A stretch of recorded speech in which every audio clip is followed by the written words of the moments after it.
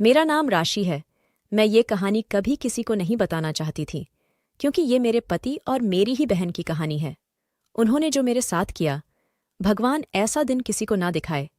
पर आज बहुत हिम्मत से मेरे काले अतीत के कुछ पन्ने आप लोगों के साथ शेयर करने जा रही हूँ। मैं अपने घर की सबसे बड़ी और लाडली बेटी थी, लेकिन देखने में उतनी सुंदर नहीं थी। जबकि मेरी छोटी बहन, वो बहुत ही स्मार्ट और पढ़ी लिखी थी। मैं ज्यादा पढ़ाई भी ना कर पाई थी। जब मैं मात्र 13 साल की थी, तभी हमारे माता पिता की मृत्यु हो गई थी, इसलिए मुझे पढ़ाई छोड़कर काम करना पड़ा। एक मेरा छोटा भाई भी था, जो अभी ये भी नहीं जानता था कि माता पिता क्या होते हैं। लेकिन मैंने बहुत मेहनत की और अपने छोटे भाई बहनों को खूब अच्छे से पढ़ाया लिखाया।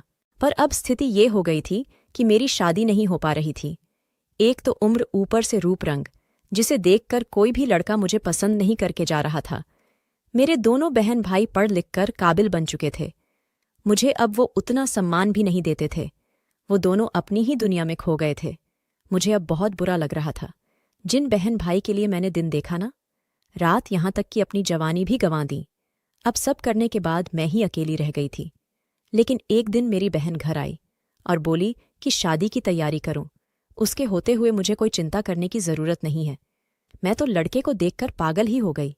थोड़ी डर भी गई थी कि इतने स्मार्ट लड़के ने मुझसे शादी के लिए हाँ क्यों कर दिया। पर मेरी बहन ने मुझसे कहा कि सब लोग एक जैसे नहीं होते, कुछ लोग गुणों से भी प्यार करते हैं। तो मैंने मान लिया और खुशी खुशी शादी करके उसके घर आ गई।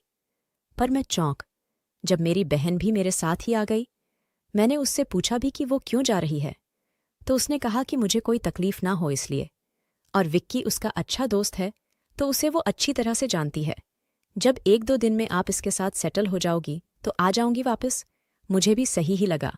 और वैसे भी मेरे मायके में कोई था भी नहीं कि वो उसके पास रह जाए। एक भाई था, वो भी दूसरे शहर में सेटल था। तो शादी के बाद हम दोनों बहनें विदा होकर एक साथ विकी के साथ उसके घर आ गईं। सब ठीक ही चल रहा था। मुझे लगा मेरी जिंदगी अब बस सही रास्ते पर चल निकलेगी, लेकिन ऐसा कुछ नहीं हो।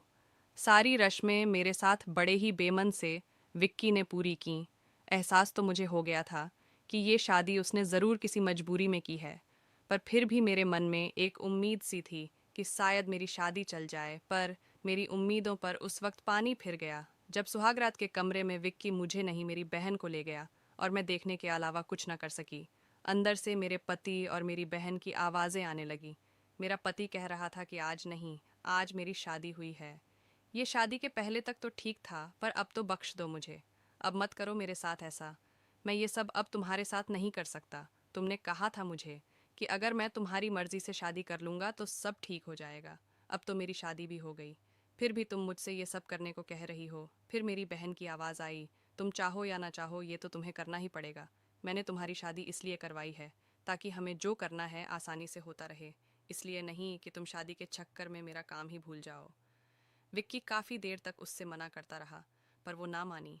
मैं वहीं दरवाजे पर बैठकर रोने लगी, और कर भी क्या सकती थी। अब रूम से आवाज़ें आना बंद हो गई थीं। एक झटके के साथ दरवाज़ा खुला। मेरी बहन तेज़ी से मुझे देखे बिना कमरे से निकल गई। मैं उसके पीछे गई हुए उसे आवाज़ लगाई और उससे गुस्से से पूछा कि वो मेरे पति के साथ मेरी सुहागरात वाले दिन क्या कर रही थी। अगर उसे वो पसंद था तो मेरी शादी क्यों कराई। मैं अकेली थी, पर जिंदगी कम से कम खुशी से तो काट रही थी। पर वो कुछ ना बोली, पर इतना कहा, अगर अपने पति को जिंदा देखना चाहती हो तो जो हो रहा है उसे चुपचाप होने दो, और जब तक मैं इस घर में हूँ उसके पास जाने की कोशिश भी मत करना, वरना उसे कभी नहीं देख पाओगी। उसकी आंखों में एक अजीब तरह का गुस्सा था, जिसे देखकर मैं डर गई। और उसने मुझे धमकी दी कि अगर उसने बाहर किसी को बताने की कोशिश की तो वो उसके पति को नहीं छोड़ेगी। और तुम तो देख ही रही हो कि तुम्हारा पति मेरी कितनी बात मानता है। आज की रात भी वो मेरे ही साथ था, जबकि तुम्हारी और उसकी पहली रात है।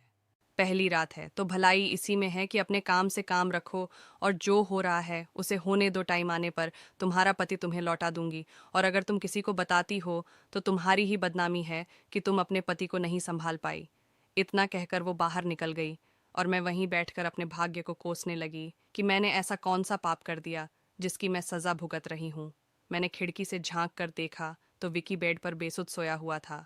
अब ये सिलसिला रोज का हो गया था। मेरी बहन रोज आती, विकी रोज उसे छोड़ देने की मिन्नतें करता, पर वो ना मानती और मैं ऐसे ही तड़प कर रह जाती। जब मुझसे सहन नहीं हुआ तब मैंने ठान लिया कि अब इस रात से मैं पर्दा उठा कर रहूंगी।